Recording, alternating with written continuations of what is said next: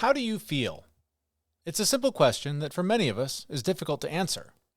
That question also led to some of the deepest research ever done on how we process our emotions. In this encore episode of The Fit Mess, you'll hear from Dr. Marc Brackett. He's devoted nearly 3 decades to conducting research in the field of social and emotional learning, and he's the founding director of the Yale Center for Emotional Intelligence. Today, he'll help you better understand how emotions drive not only learning, but decision-making, creativity, relationships, and your health. But first, this is The Fit Mess, where together we learn to develop habits that help us live beyond our mental health struggles to create happier, healthier lives. He's Zach. He lives in the future with his anxiety. He's Jeremy, and he lives in the past with his depression. And we get together once a week in the present to share the obstacles we face and how we overcome them. And Zach, I guess we got to start with the big question on this episode. How do you feel? It's a good question, because I'm not entirely sure. Really? Do you need a minute? Do you need to pause and reflect and look inward to find the answer? I do, actually. It takes me a minute to break it down. Let's jump right off the deep end and go into the heavy stuff. But, as a child, I was, we will say, encouraged to not feel anything, right? I wasn't allowed to be sad or mad or really even happy. So when it hit me a long time ago, that was like when someone's like, hey, how do you know when you're feeling happy? And I couldn't answer them. And I didn't know what it was like to feel happy.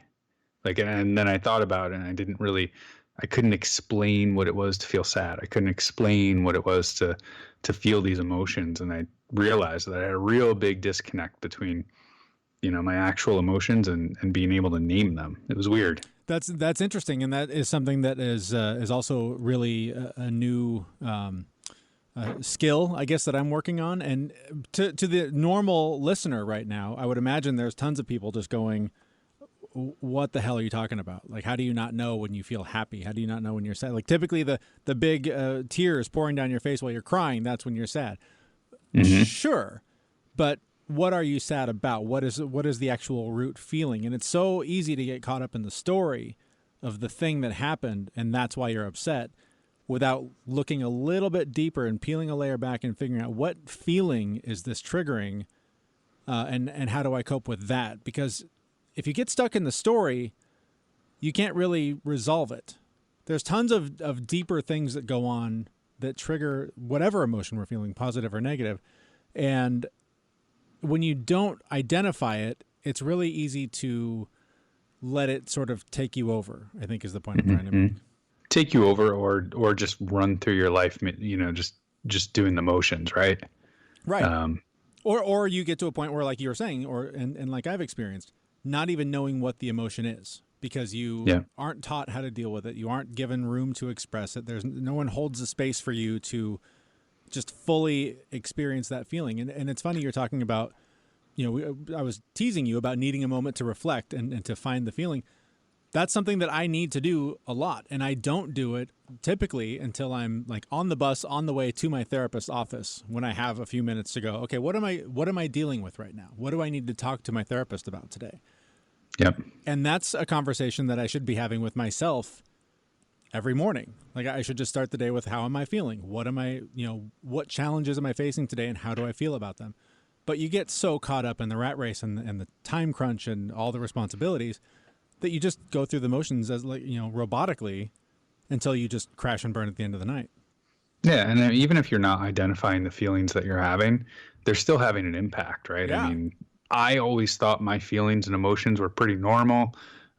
Turns out my anxiety is like off the charts. So I just thought it was normal and I wouldn't really acknowledge it or deal with it. And it just built up and built up, and it ended up turning into, physical ailments.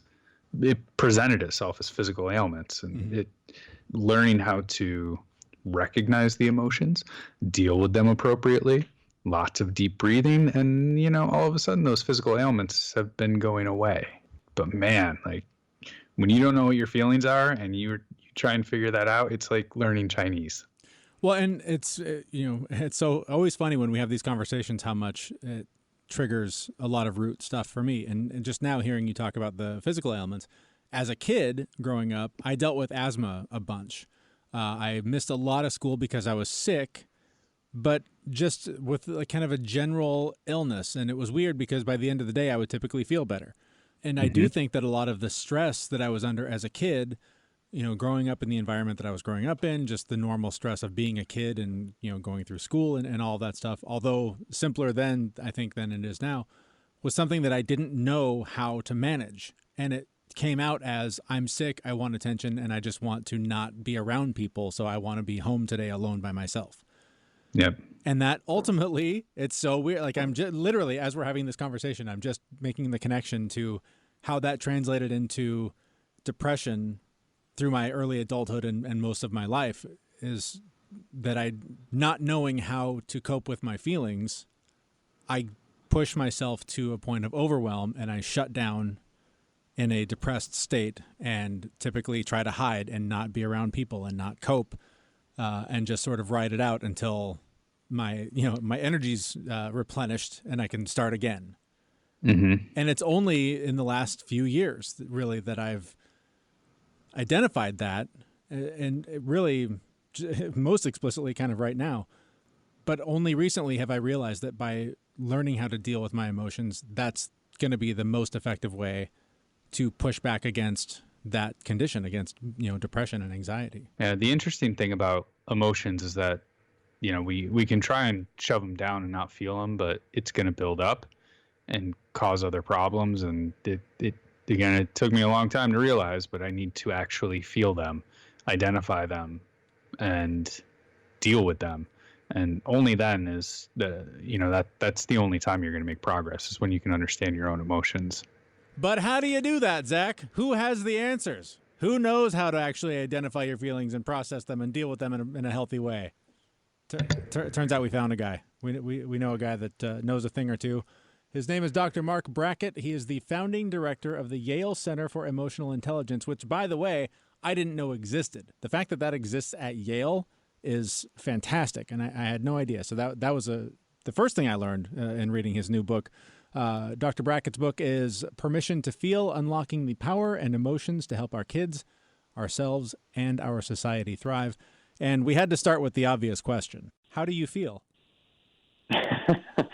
Well, it's 5:00, and I did about 3 interviews today, and running around New York City, and begged a friend of mine to let me park in their beautiful office near Grand Central Station. So I'm feeling relieved, overwhelmed, and excited. Good. Well, good for you for being aware of your feelings and being able to name them. That's not easy for a lot of us. I want to start by asking you about the title of your book, Permission to Feel. The title really struck me because this is something that I've been doing a lot of work on personally through lots of therapy and things I've been working on in the last couple of years. Just really trying to allow myself to feel, but also being able to figure out what those feelings are. Is that a weird thing to hear coming from a man in his 40s? It's not. I think that, we have not given our kids or ourselves the permission to feel. And it's the reason why I wrote the book. Emotional intelligence, has been around for, 30 years, but people still struggle sharing how they're feeling, finding words to describe their feelings, and certainly many people struggle with the strategies to regulate them. I guess why now are we starting to finally pay attention to this? Because I think that there are a variety of things happening in our culture. One, people are burnt out at work, and disengagement is at all-time highs. The second is the anxiety and stress levels in our nation are at all-time highs. Bullying is still a problem in our schools, and the list goes on. That all kind of come together, in terms of why we need these skills now more than ever. What was the reason for writing this book for you? It seems like it was a very personal work for you. It was. I suffered quite a bit as a kid, and didn't have the permission to talk about my feelings, and it led to a lot of self-hatred. It led to shame. It led to, eating problems, and the list goes on. And I was lucky that I had this uncle who was just this miracle, who, was writing a program about kids' feelings in the 1970s and 80s. And he was the only adult who gave me the permission to feel, because he just asked me the simple question, how are you feeling? And didn't judge me for what I said, but listened and said, all right, what are we going to do about it together? That's such an amazing question, right? I mean, I in reading through your book, I realized that like I don't think I ever heard that question when I was a kid. So that's just reading that first part of the book was really hit close to home here. So what is it like to go from, not feeling to having permission to feel? Yeah, so I think it's liberating, because we all have feelings, whether we think they're good or bad. They're all there. And importantly, in our center, we say there's no such thing as a bad feeling, right? Feelings are just feelings. They come and they go, and sometimes they stay for longer than you want them to, but they're information. And I think, what's critical is that we have the conditions, meaning the context, the people with whom we can talk about emotions, but also importantly, we get granular, like we know the words. Instead of being angst or upset or stressed, which really have no meaning, when we get granular and we can say, I'm really disappointed, or I'm frustrated, or I'm overwhelmed, or I'm feeling hopeless, it gives you an opening to A, think about the cause of that feeling, and B, strategies to regulate it effectively. Something I think is interesting, just kind of echoing what Zach said. A lot of what you write about in the book really, I could relate to a lot. I had an aunt that was very much the same way, not necessarily asking how I was feeling, but just really trying to step in and fill a void that wasn't there, or that was there because of parents working a lot or away, when after school situations, things like that. So I really connected with you in that way, but also as a parent, talking about dealing with our kids' emotions. And this is something that I also struggle with. And I think a lot of it is similar to what my parents went through, is it's just none of us have the time.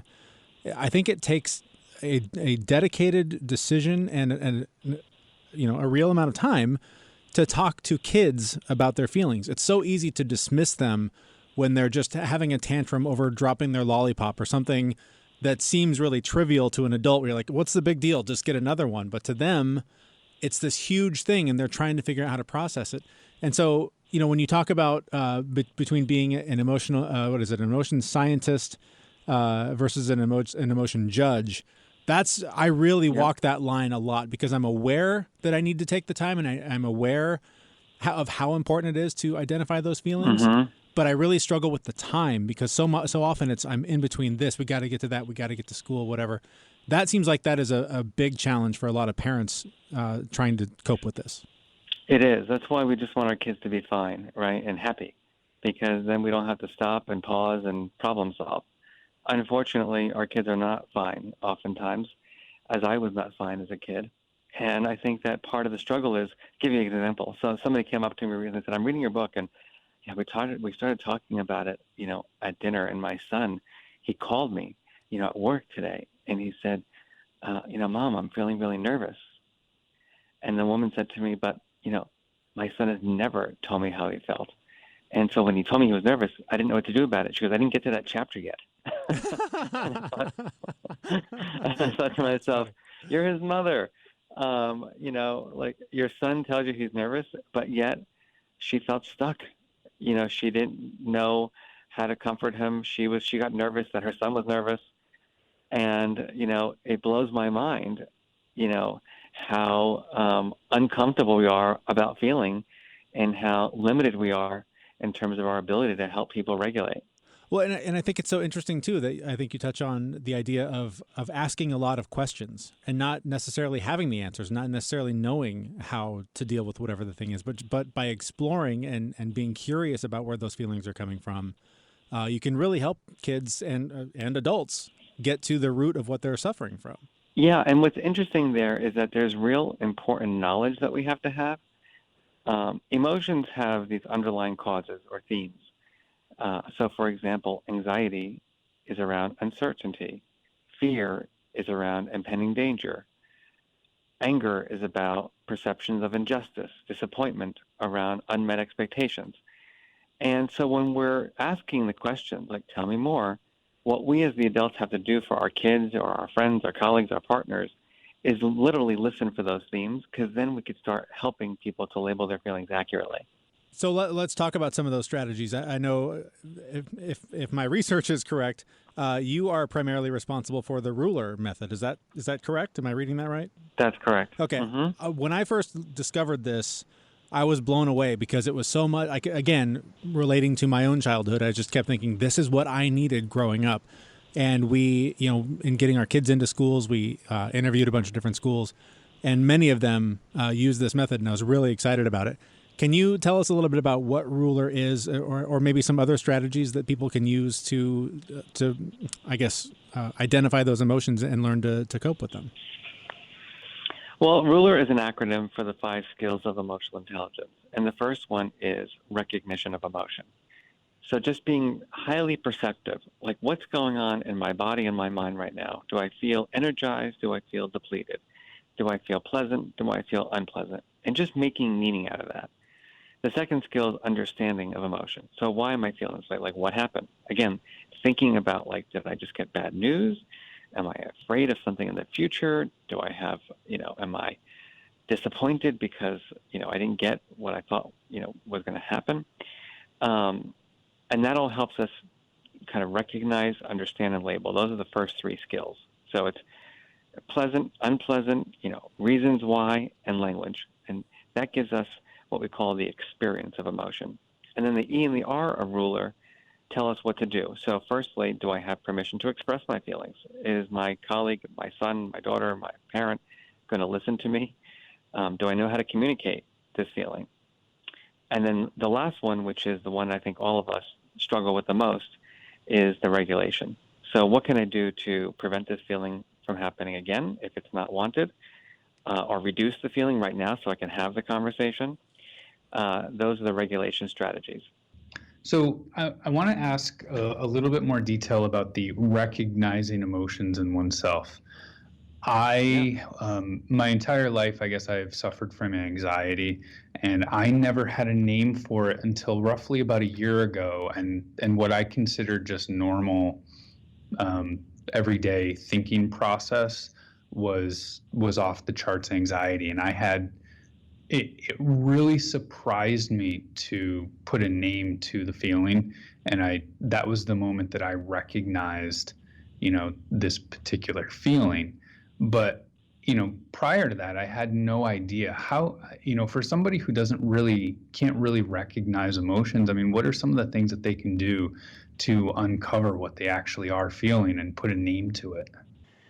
So I think what's important is you have to really sit back and take a breath, right, and start evaluating, like, what is happening for me right now. So I grew up, very anxious myself. And I always thought I had an anxiety disorder.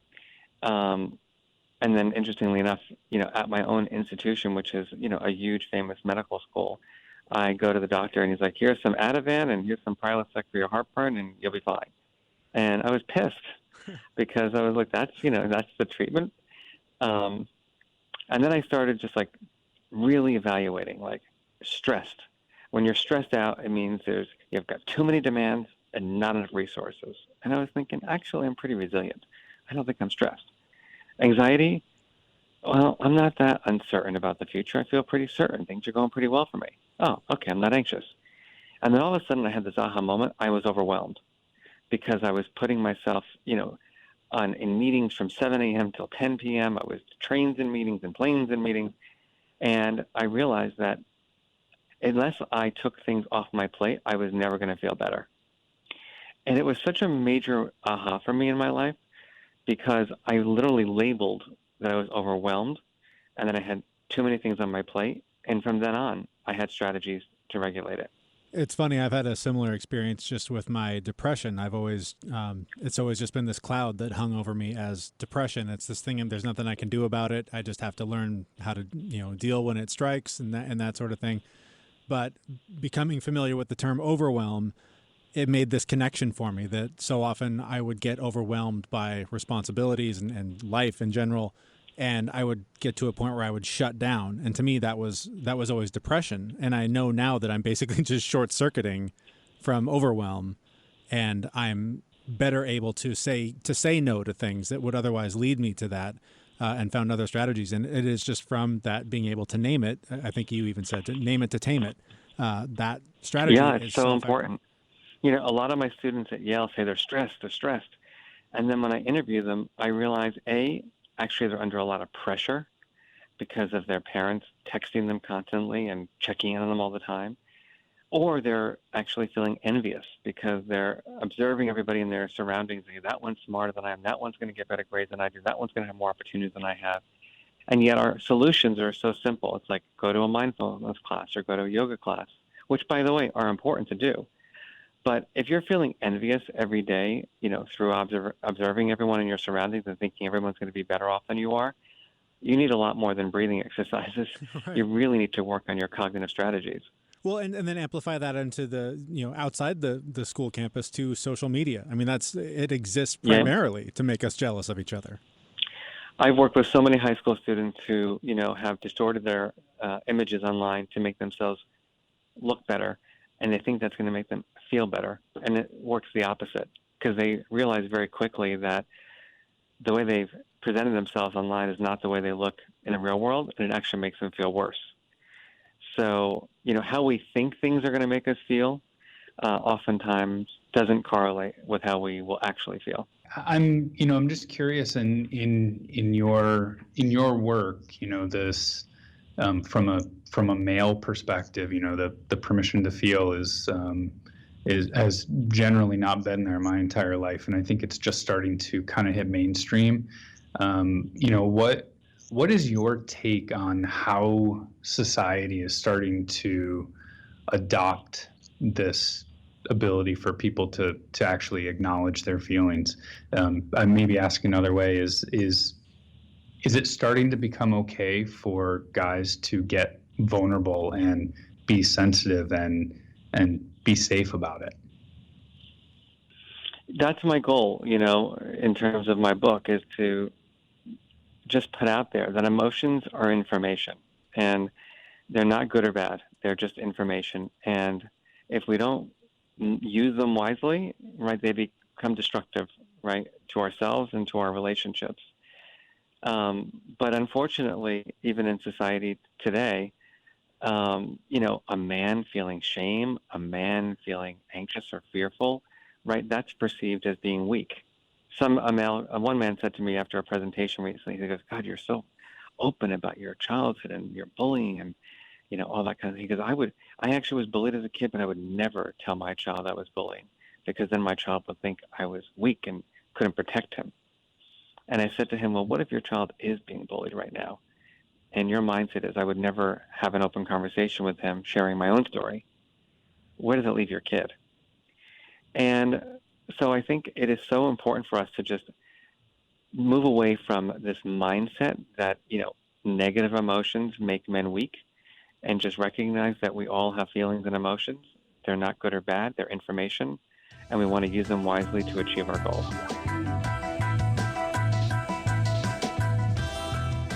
All right, that's Dr. Marc Brackett. He is the founding director of the Yale Center for Emotional Intelligence. He's the author of the book Permission to Feel: Unlocking the Power of Emotions to Help Our Kids, Ourselves, and Our Society Thrive. It's a good read. You should definitely pick it up. There's a link on our website, thefitmess.com. I want to touch a little bit on what he was talking about in terms of kids and their emotions. This is something, it's so interesting being a parent, because it really is just experiment after experiment after experiment. And as I have been looking inward and trying to process my emotions, process my feelings, learn what they are, learn how to deal with them, I'm having to make an even bigger effort to give my kids the room to have their own feelings and help them figure out how to identify them and how to deal with them, which is really difficult to learn how to do for yourself and teach your kids about at the same time. I don't have necessarily negative memories as a kid of feeling like I wasn't given space to feel. I don't remember being told to toughen up. I'm sure I was, but I don't remember being shut down. But on some level, I must have been, because that is how I learned how to cope. That's how I learned how to exist and survive. And I do see that pattern repeating with my kids at times, where they'll they'll be upset about something really kind of insignificant, as far as my point of view, a dropped piece of candy, an argument over whose, rock they got at the beach and who it belongs to, whatever. And it just seems really insignificant. But when you do take the time to not just go, guys, it's just a rock, get over it, or just put it down, or I'm going to take it away or whatever.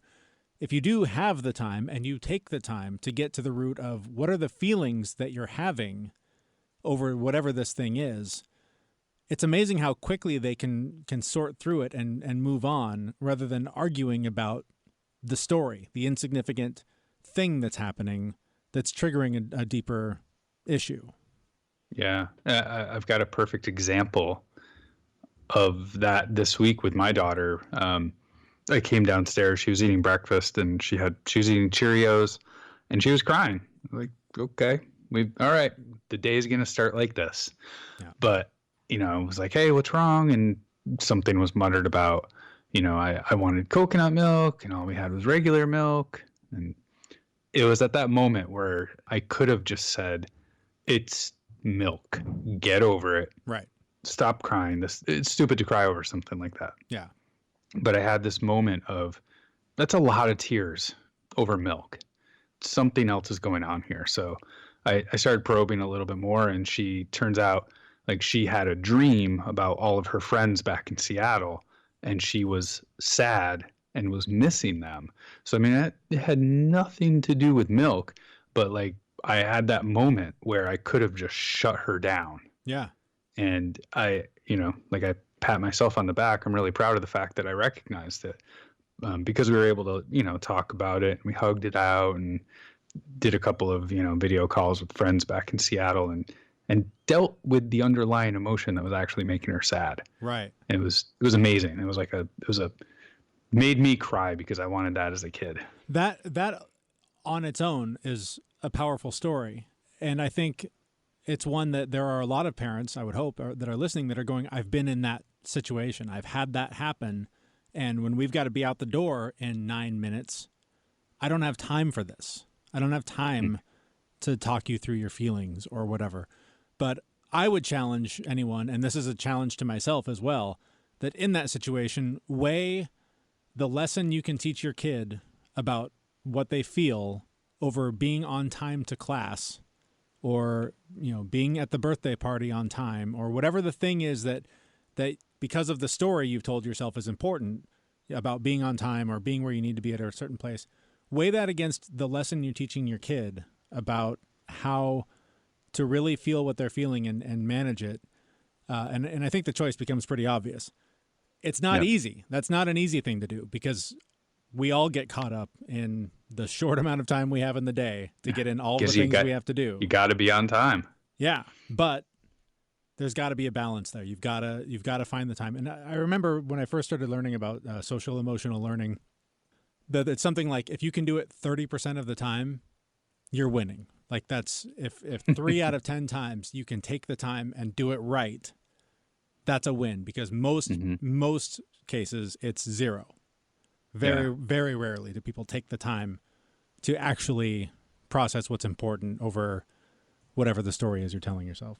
Yep. One of the questions that we asked Dr. Brackett was, if it's okay for guys to be mindful of their feelings. And I was happy to hear that that's his mission.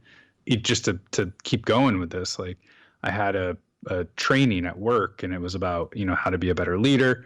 And we spent half of a day talking about mindset and emotional intelligence. And it just blew me away that it's not taboo anymore. Like this is what people are pitching and recommending is to be intelligent about your emotions, be able to recognize them, be able to read others and deal with them in a way that lets them deal with theirs. It was really exciting to see that that's becoming mainstream. And that's mind blowing to me to hear that they're not only teaching, but preaching that in a corporate environment that's mind blowing. Yeah. I've been reading a couple of books on it lately and, it's, if you take two people with the same technical ability to get a job done and one has emotional intelligence and the other one doesn't, the one with emotional intelligence is going to be far superior. Mm-hmm.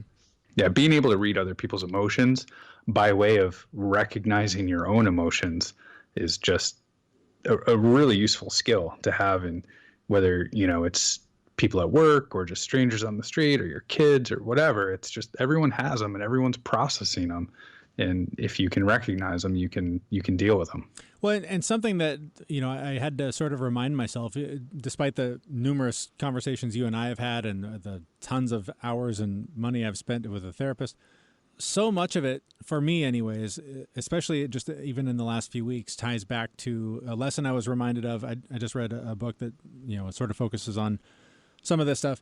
And the thing I keep telling myself when times are tough and I'm struggling to take the time and do it right and all of that is just trying to remind myself to deal with what is and not what should be. Because so often the suffering that we put up with, the struggle that we create for ourselves is because we have an idea of the way things are supposed to be. You're not supposed to walk down the stairs and see your kid crying into her bowl of cereal and coconut milk in the morning.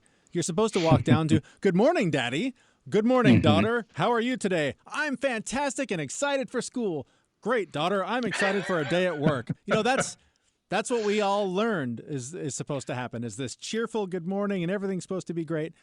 And when you deal with it from whatever the situation is, when you come at it from this is not how it's supposed to be, it's going to be way harder to deal with it on an emotionally intelligent level than to just go, my kid's crying and I need to know why. That's all I need to do right now. Nothing else matters. Whatever the thing is, the project at work that you're working on, don't worry about the thing that's due on your boss's desk next Thursday. Worry about the thing in front of you right now. And it's amazing how just sort of repeating that to myself as almost a mantra lately has helped me identify where am I right now, what is needed of me right now. And if I just give everything I have to that, everything else kind of falls into place. And I'm not saying not to set goals and not have ideas of where you're going, but again, now is all you have. Everything else is a memory or an imagination. So if you can start there, I think that opens a lot of doors to developing and growing your emotional intelligence. That's really funny that you say it that way, because not to get all Tim Ferrissy, but I've been pondering a quote from a Stoic, or I guess he's a Stoic, Marcus Aurelius, and I've got it as the background. Isn't he King Stoic? Essentially, yes. I guess he amongst other things, he's a Stoic. Yes. But the quote that I've been pondering and I've been reading every day, and it's really been kind of helping me dial it in a little bit at work, it's just a quote that says, "Yes, you can. If you do everything as if it were the last thing you were doing in your life, and stop being aimless, stop letting your emotions override what your mind tells you, stop being hypocritical, self-centered, irritable." I've been reading this every day, and it's just, minus the letting your emotions override, it just allows me to focus in on what's going on right now. Yep. What's going on in my body, what emotions I'm feeling, where I'm hung up, and it's the whole mindfulness argument. It's amazing how many of these conversations we've had with various people from various backgrounds with different expertise, and so often it just comes back to where your mind's at, with whether it's meditation, diet, exercise, feelings, whatever. If you can just be more aware of where you are right now, what you're feeling right now, what's required of you right now, everything else gets easier. Yep. All right. Well, it sounds like you're doing a good job with your kid in terms of discussing her feelings, your feelings. Sounds like you're an old pro. You got this. That specifically. So I heard the beginning part. Sounds like you're doing a good job with your kid. And I was like, I'm going with like a 30% success rate, like you were talking about earlier. That's solid. That's counted. I'm happy with 30%. So I was going to challenge you, or for our challenge of the week, I guess. I was going to suggest that at least once per week, because we typically go a couple weeks between shows, having a real conversation with your kid about emotions. Done. And I know that sounds simple, but I don't want it to be the analogy that you gave of in crisis, break down what's going on. Find a quiet moment when everything's fine, and see where she's at. And I'll try and do the same with mine, and just talk to them about feelings and share some of what I'm feeling. And, you know, as a, you know, dad who's trying to figure it all out or whatever, just, I challenge you to at least once per week, just get open with your kid and try and engage on that level and identify what you're both feeling. And it's a, you know, I mean, we talked about the challenge beforehand, but like, it's really hitting me in the moment as you're saying it, that, you know, this kind of stuff doesn't really come up around the good stuff. It's only when we're talking about processing the negative things. Yeah. And that's part of what Dr. Brackett was talking about, is his uncle that just asked him, how are you feeling? And how that not only like gave him the help that he needed in the moment, but it sent him down this career where he's now running a whole department focused on that study at Yale. I mean, that simple question. So who knows what it could mean to your kid, Zach, or listener, or your spouse, your parent, whatever. Just find someone and have that conversation. Talk about how you're feeling in that moment. Find out how they're feeling and just connect on that level. Put the phone down for 10 minutes, turn the TV off, whatever, and just find that moment. That's my challenge for you for this week. That's a good challenge. I'll take it. All right. And I will do the same. That's it for us for now. Thanks for listening. And most importantly, thanks for sharing this episode or telling your friends or doing whatever you can to spread the word. If this is something you're into and you know someone else that would also be into it, that's the best way to help grow this little show into what we hope it will be one day. Thanks so much for listening. We will see you in a couple of weeks at thefitmess.com. See you, everyone. We know this podcast is amazing and doesn't seem to lack anything, but we need a legal disclaimer. Prior to implementing anything discussed in this podcast, it is your responsibility to conduct your own research and consult your physician. You should assume that Jeremy and Zach don't know what they're talking about, and they're not liable for any physical or emotional issues that occur directly or indirectly from listening to this podcast.